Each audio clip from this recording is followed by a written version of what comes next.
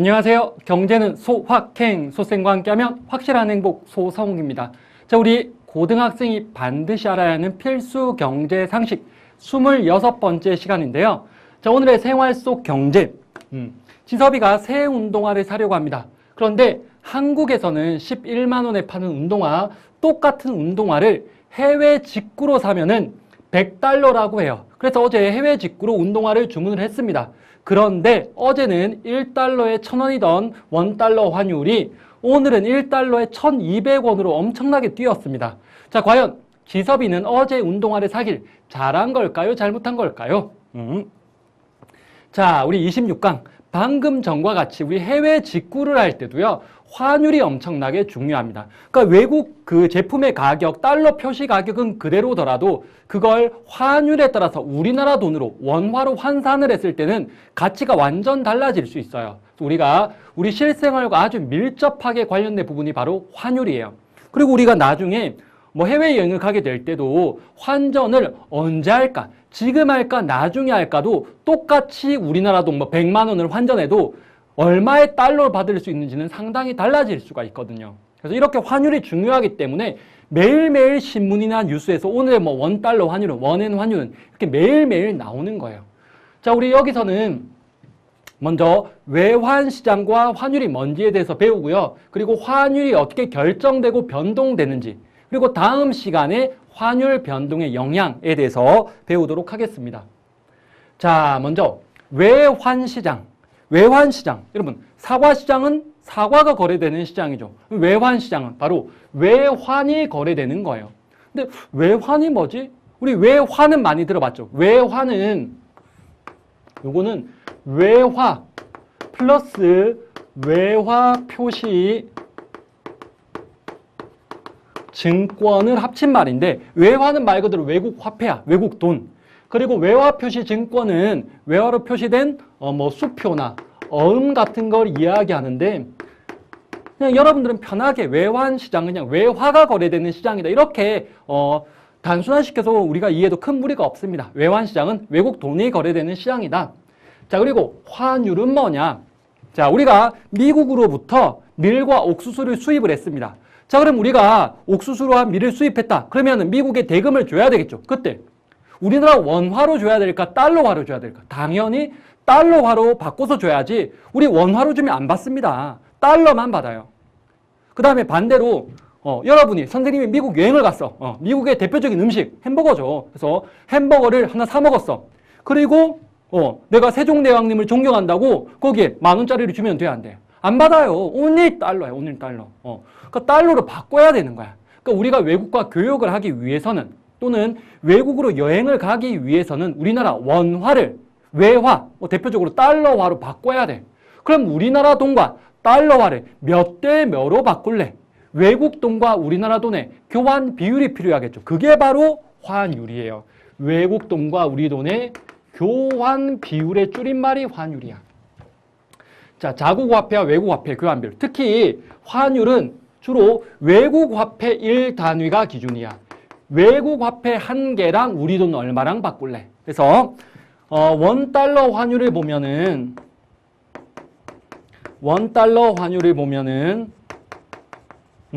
지금 1달러의 환율이 1159원이더라고요. 오늘 확인하니까 1159원. 자, 그러니까 분모에 들어가는 돈이 항상 기준이야. 분모에 들어가는 돈 하나랑 우리 돈 1159원이랑 바꿀 수 있는 거죠. 또 다르게 이야기하면 이렇게 이야기해도 돼. 달러 하나의 가격이, 1달러의 가격이 1159원이라고 생각해도 좋습니다. 환율은 외국 돈과 우리 돈의 교환 비율, 또는 외국 돈 한 단위의 가격이라고 생각해도 돼. 사과 한 개 가격이 1,000원이야. 마찬가지로 1달러의 가격이 1,000원이라고 생각하면 되는 거야. 1159원이라고 생각하면 돼요.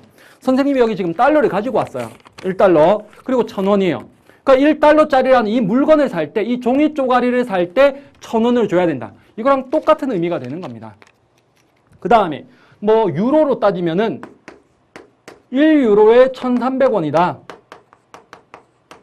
1유로랑 우리 돈 1,300원이랑 바꿀 수 있는 겁니다. 다르게 생각하면 1유로를 살 때 우리 돈 1,300원을 주면 된다는 거야. 1유로의 가격이 1,300원.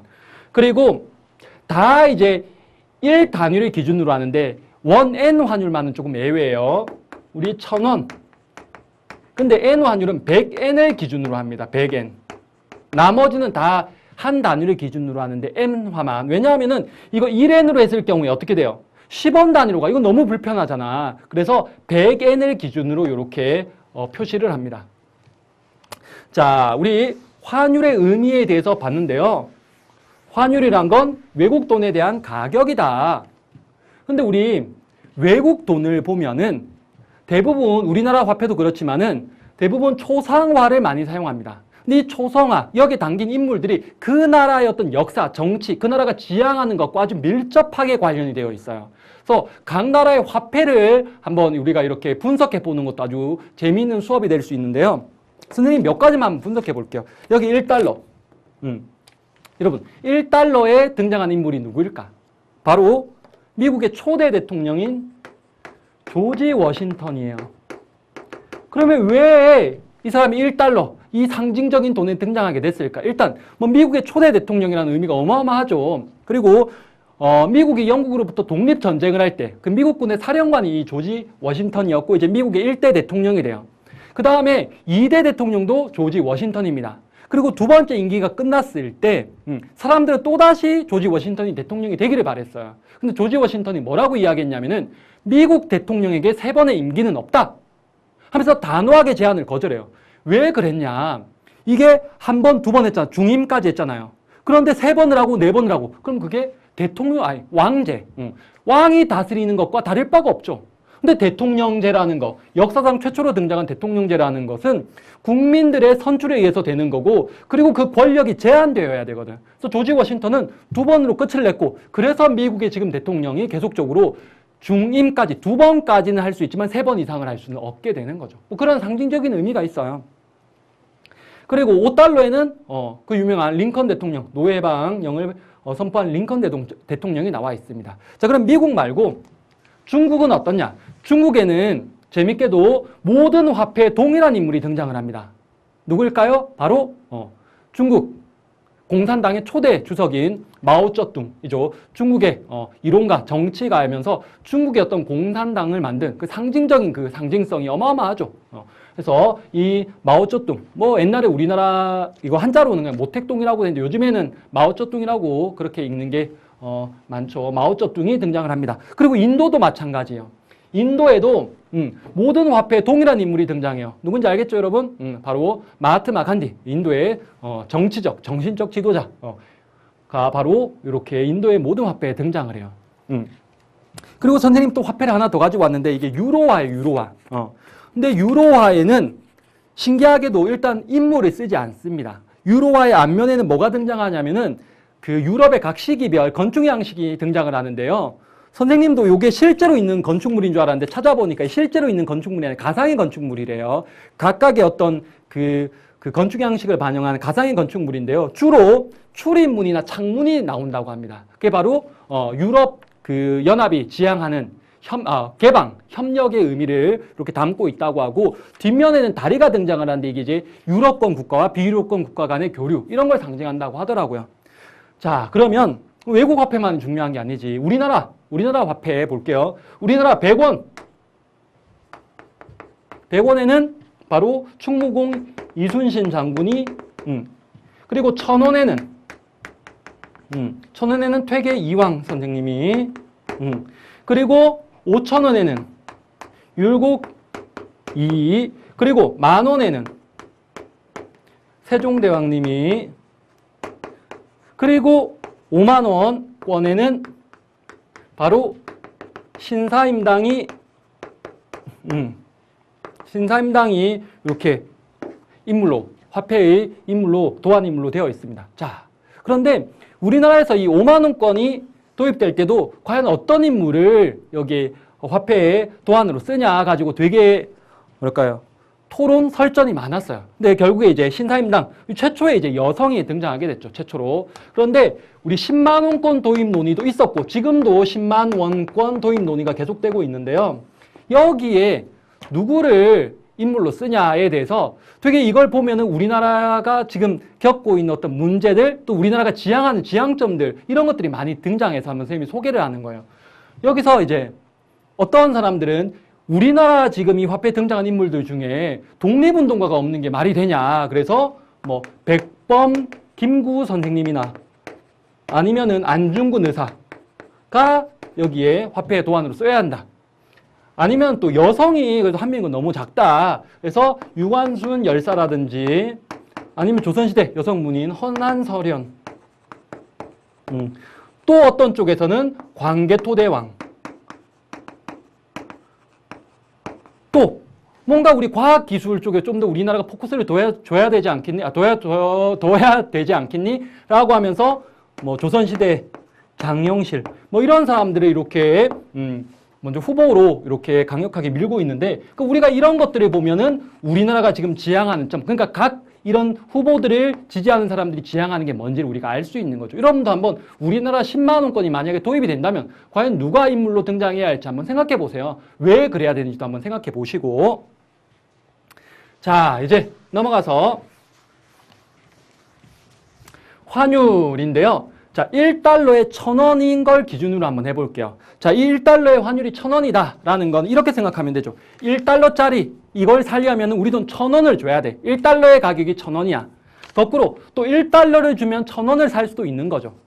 자, 이랬는데 환율이 1달러에 1,100원이 됐다고 해볼게요. 이거는 환율이 상승한 거죠.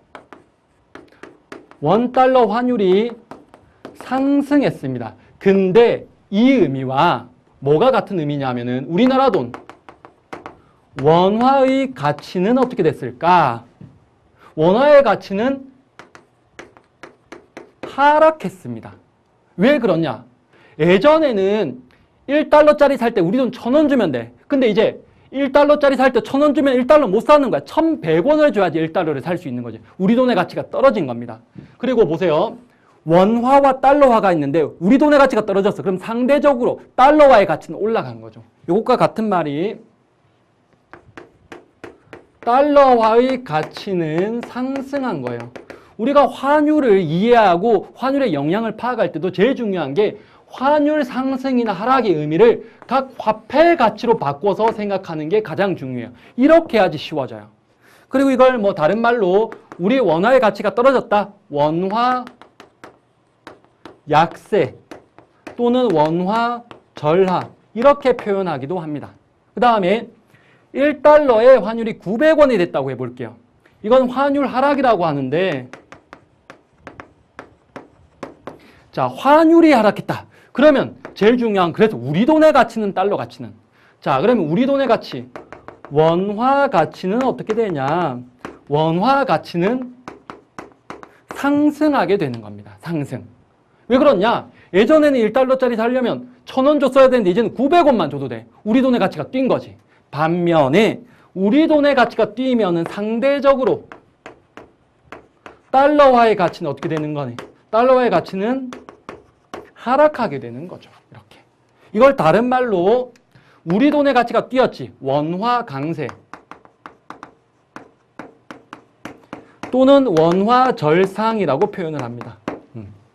그래서 우리가 환율을 봤을 때 무조건 화폐 가치로 바꿔서 생각해야 된다. 자, 선생님 요령을 하나 알려주면은 여기에 원달러 환율이 있다고 해봅시다. 근데 이 원달러 환율이 상승했다라면은 무조건 분모에 있는 돈 있죠. 분모에 있는 돈의 가치와 환율의 방향은 똑같습니다. 달러와 가치는 상승이야. 그리고 분자에 있는 돈의 가치는 환율의 방향과 반대입니다. 우리 돈의 가치는 낮아지는 거예요. 자, 다른 나라 해볼게요. N유로 환율이 있다고 해볼게요. N유로 환율이 하락했다고 해볼게요. 하락. 그러면은 무조건 분모에 들어가는 돈의 가치는 환율의 방향과 같아. 유로화의 가치는 하락한 거야. 그럼 엔화의 가치는 상승한 거지. 이렇게 쉽게 할 수가 있어. 분모에 들어가는 돈의 가치와 환율의 방향은 같다라는 거. 자, 넘어가서 환율의 결정을 보도록 하겠습니다. 우리 환율은 외국 돈에 대한 가격이야. 자, 우리 앞에서 시장에서 가격은 수요와 공급이 그러니까 수요 곡선과 공급 곡선이 만날 때 또는 수요량과 공급량이 일치할 때 바로 가격이 결정됐죠. 환율도 마찬가지야. 환율, 외국 돈에 대한 수요와 공급에 의해서 환율이 결정됩니다. 자, 그러면 외화의 수요와 공급은 어떤 거니? 이 그림을 이해하면 돼요. 자, 여기 우리나라가 있습니다. 우리나라가 이렇게 있는데 우리나라 안으로 외화가 쉽게 말하면 원달러 제일 많이 쓰니까 달러화가 외화가 유입된다면은 그거는 외화의 공급이에요, 공급. 그리고 우리나라 밖으로 외화가 빠져나간다면은 외화가 유출된다면은 그거는 수요로 봅니다, 환율에서는. 외화가 들어오면 공급, 나가면은 수요. 알았죠? 자, 요것만 기억하면 밑에 있는 사례는 쉽게 이해할 수 있어요. 이거 암기할 필요 없습니다. 자, 외화가 해외로 유출되는 경우가 바로 외화의 수요야. 그럼 우리 언제 달러를 가지고 나가니? 첫째, 제일 많이 하는 게 외국에서 물건 수입할 때. 근데 여러분, 오해하면 안 돼. 물건을 수입하면 물건은 들어오지. 근데 그 대가로 달러는 줘야 되잖아. 외화가 나가지, 수요. 그 다음에 우리가 해외 여행 갈 때 달러화로 환전해서 결국 나가는 거잖아. 외국에 유학 갈 때도 역시 달러화로 환전해서 붙여주거든. 그리고 외국에 투자할 때도 역시 달러화로 바꿔서 나가야 돼. 그래서 우리나라 국민이 해외 여행을 가거나 유학을 가거나 투자를 하거나 결국 달러화로 바꿔서 나가기 때문에 외화의 수요야. 그 다음에 외채 상환. 외채. 외국에 빚진 거. 외국에 빚진 걸 상환 갚을 때도 달러화로 바꿔서 갚아야 된단 말이야. 결국 달러화가 나가는 거. 수요고 차관 제공. 차관이라는 건 국가 간의 돈을 빌리거나 빌려주는 건데 차관을 제공한다는 건 우리가 돈을 빌려주는 겁니다. 차관을 도입하는 건 우리가 빌려오는 거고. 자, 우리가 외국에 돈 빌려줄 때도 우리나라도 원화 줘. 이렇게 안 돼요. 달러화로 빌려주는 겁니다. 달러화로. 자, 그래서 외화의 수요는 외화가 우리나라 밖으로 나가는 거. 반면에 외화의 공급은 외화가 우리나라 안으로 들어오는 거야. 뭐 언제 들어오니? 반대. 우리가 수출을 했어. 그럼 물건은 나가지만 달러는 들어오잖아. 그 다음에 외국인이 우리나라에 여행 오고 우리나라에 투자하고 우리나라에 유학 올 때 역시 달러화가 들어오는 거고 우리가 외국에서 돈 빌릴 때도 결국 달러화로 빌려오는 거거든. 뭐 빌렸고 빌려줬고 신경 쓰지 않습니다. 들어오면 공급, 나가면 무조건 수요로 봐요. 자, 이렇게 우리가 외화의 수요와 공급을 봤고요. 이거에 의해서 환율이 어떻게 결정되는지 볼게요. 균형 환율의 결정. 자, 우리 외국 돈에 대한 가격이 환율이죠. 그래서 가격 대신에 여기 환율이 적혀 있는 거야. 여기는 외화가 이제 거래되는 양이고요. 외국 돈에 대한 수요와 공급. 우리 이거 원달러 환율로 할게요. 지금 원달러 환율이 1달러에 1159원이라 그랬어. 그러니까 지금 1159원이 어떻게 해서 결정돼 있냐 하면 달러에 대한 수요와 달러화에 대한 공급이 만났어. 여기가 바로 균형 가격이잖아. 균형 환율인데 여기가 바로 1159원인 거야. 여기가. 그런데 만약에 1159원이 균형 환율인데 이 환율이 이것보다 높게 결정이 됐다. 300원에서 결정이 됐다. 그럼 어떤 일이 일어나는지 볼게요. 자, 1300원이라면은 1달러에 자, 이 1300원의 가격에 달러를 사려는 사람들은 땡땡땡땡 여기까지만 사려고 해요. 수요량은 여기까지야. 반면에 이 가격에 팔려고 하는 사람들은 땡땡땡 땡땡땡땡 여기까지 팔려고 합니다. 그러면은 결국 이만큼만 거래가 되고 이만큼은 넘쳤죠. 뭐가 넘쳤어? 공급이. 바로 초과 공급입니다. 우리 앞에서도 했지만 초과 공급이 발생해. 물건이 넘쳐나, 달러가 넘쳐나. 그럼 달러 가격이 싸지려는, 가격이 하락하려는 눈에 보이지 않는 압력이 존재해요. 그래서 달러가 좀 싸졌어. 그럼 우리는 더 사고 덜 팔고 더 사고 덜 팔고 결국 균형 환율로 돌아오게 되어 있습니다. 마찬가지로 균형 환율보다 낮을 때, P2일 때 800원이라고 해볼게요. 이 가격에서는 어떻게 되냐. 보시면 이 가격에는 사려는 우리 수요량은 얼마냐면 옆으로 땡땡땡 와서 수요 곡선량 만나서 내려가면 되잖아. 우린 여기까지 사려고 해. 반면에 팔려는 사람들은 여기까지만 팔려고 해요. 그럼 결국 이만큼만 거래되고 이만큼은 사고 싶은데 못 사는 거지. 초과 수요예요. 초과 수요가 발생하면 지금 달러가 부족한 거잖아. 그럼 달러의 가격이 어떻게 될까? 점점점 상승하려는 눈에 보이지 않는 힘이 존재하는 겁니다. 그래서 좀 비싸죠? 그럼 우리는 덜 사고 더 팔고 덜 사고 더 팔고 해서 결국 균형으로 돌아오게 되어 있다. 앞에서 배운 내용과 똑같은 내용이에요. 자, 넘어가서. 근데 환율이 결정되면은 그게 계속 유지되는 게 아니라 변해요. 왜? 수요와 공급이 변하니까. 그래서 외화의 수요와 공급에 의해서 환율이 변동하는데 먼저 외화 수요 증가. 근데 여러분 수요 증가하면 수요 감소는 반대니까. 자, 우리 외화 수요. 달러가 밖으로 나가는 거지. 수입할 때. 그 수입이 증가하면은 외화 수요 증가지. 이것도 원달러 환율로 한정해서 이야기할게요. 그리고 우리나라 사람이 해외 여행 가고 유학 가고 투자를 많이 가. 그러면 외화 수요가 증가하겠지. 그리고 우리가 외국에 빚 갚거나 외국에 돈 빌려주려고 그래. 이런 게 증가한다면은 또 외화 수요 증가지. 자, 여러분. 외화 수요가 증가해. 우리 수요가 증가하면은 사람들이 많이 사면 가격이 비싸졌지. 마찬가지. 외화. 달러화를 사람들이 많이 사고 싶어 해. 그럼 달러화의 가격인 환율이 상승하게 되죠.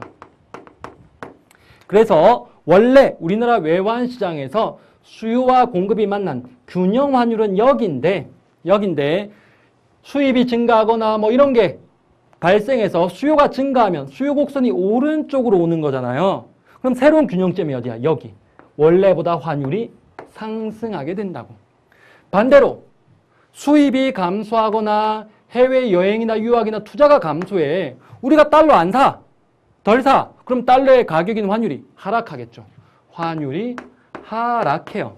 그래프로 보면은 수요가 감소하면 수요 곡선이 왼쪽으로 가는 거잖아. 이렇게 해서 왼쪽으로 왔어요. 그러면 새로운 균형점이 여기야. 그러면 원래보다 환율이 하락했죠. 자, 넘어가서 외화의 공급이 증가한다. 자, 언제 공급이 증가하냐? 수출이 증가하면은 어쨌든 물건은 나가지만 돈이 많이 들어오는 거지. 외국인이 우리나라에 여행 오고 유학 오고 투자하는 게 증가하면은 달러가 막 우리나라에 많아져서 달러가 넘쳐나. 그럼 달러의 가격인 원달러 환율이 하락하겠죠.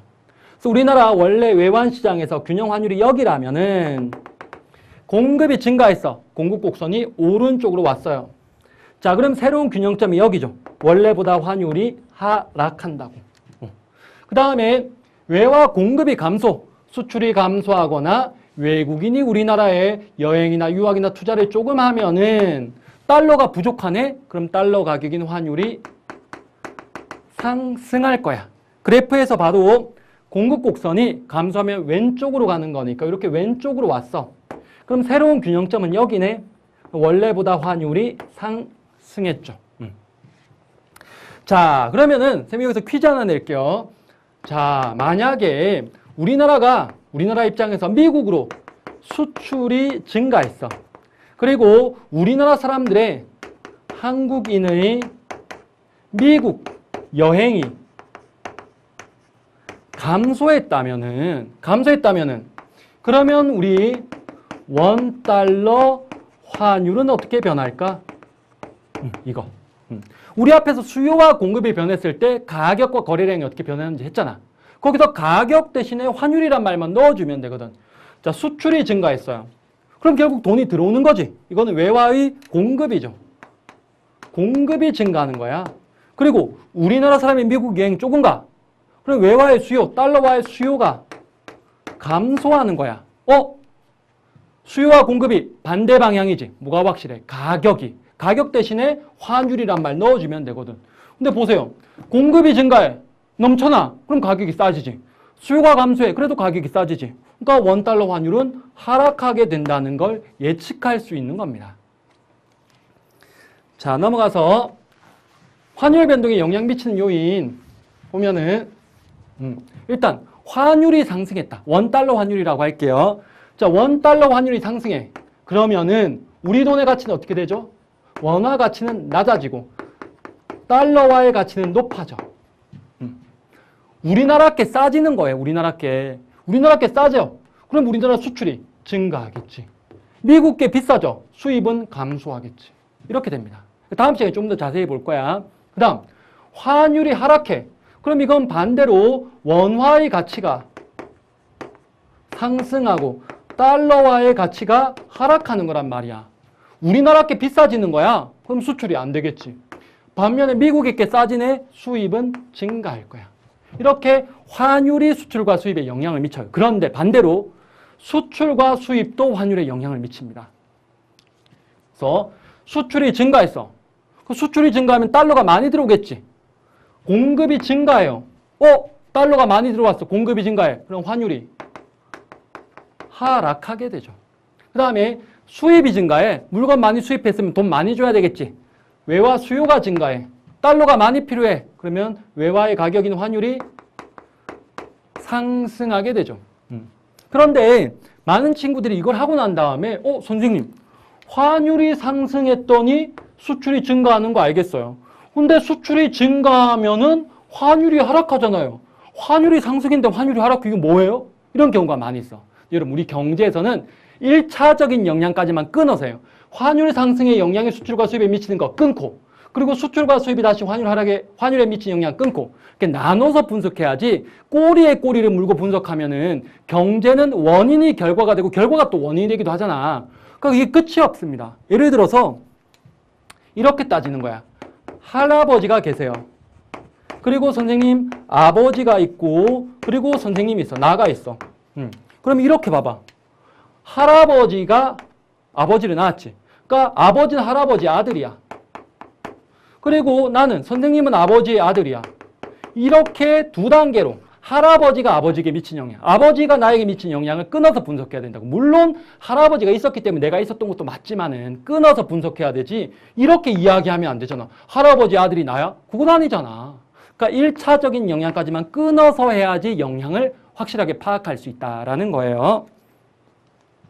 자, 두 번째, 물가와 환율. 물가도 환율에 영향을 미치는데요. 자, 우리나라 물가가 비싸졌어. 우리나라 물건 가격이 비싸진 거죠. 우리께 비싸졌어. 그럼 수출이 당연히 줄어들겠죠. 우리께 비싸지면 외국께 싸게 느껴지겠지. 수입은 증가합니다. 수출이 줄어들었어. 수출해야지 외화가 공급되는 건데 수출이 줄어들면 공급이 감소하는 거고, 수입이 증가하면 돈 줘야 되는 거지. 수요가 증가해. 수요와 공급이 반대 방향이네. 뭐가 확실? 가격이 확실. 가격 대신에 환율. 자, 공급이 감소했어. 달러가 별로 없어. 달러 가격이 비싸지겠지. 수요가 증가해. 사람들이 달러 많이 살려고 그래. 그럼 달러 가격이 비싸지겠지. 환율이 상승하게 됩니다. 만약 우리나라 물가가 싸졌어. 우리나라께 싸졌어. 그럼 수출이 증가. 우리께 싸지면 외국에게 비싸게 느껴지겠지. 수입은 감소. 수출이 증가하면 공급이 증가하는 거고, 수입이 감소하면 수요가 감소하는 거야. 수요와 공급이 반대 방향. 뭐가 확실? 가격이 확실. 가격 대신에 환율. 자, 공급이 많아졌어. 달러가 넘쳐나. 그럼 가격이 싸져야지. 환율이 하락해야 돼. 수요가 줄어들었어. 달러를 사람들이 안 살라 그래. 그래도 달러 가격은 싸지는 거지. 환율은 하락하게 됩니다. 자, 이제 우리 모든 내용 다 했고요. 미션 해결합시다. 자, 지섭이 어제 11만 원, 국내에서 11만 원에 파는 운동화를 해외 직구로 100달러에 샀어. 근데 어제 환율은 1달러에 1000원이었어. 그러면 지섭이는 우리나라 돈으로 환산하면 얼마를 냈던 거야? 총 1, 2, 3, 4, 5, 10만 원을 지불했던 거죠. 10만 원. 100달러인데 1달러에 1000원이니까. 그런데 오늘 1달러에 1200원이 됐어. 그러면 얼마를 지불하게 되는 거니? 실제로 따지면 12만 원을 지불하게 되는 거죠. 그러니까 지섭이는 어제 사길 잘한 거야. 만약 오늘 샀다라면은 직구하면 12만 원인데 그냥 우리나라에서 사면 11만 원이잖아. 차라리 우리나라에서 그냥 사는 게 나은 거지. 그러니까 지섭이는 어제 주문하기를 잘 한 겁니다. 자, 넘어가서 우리 다음 시간에, 우리 오늘 환율 변동에 대해서 배웠는데요. 다음 시간에는 환율 변동, 즉 환율이 상승하고 하락하는 게 어떤 영향을 미치는지에 대해서 알아보도록 하겠습니다. 여러분들 모두 수고하셨습니다.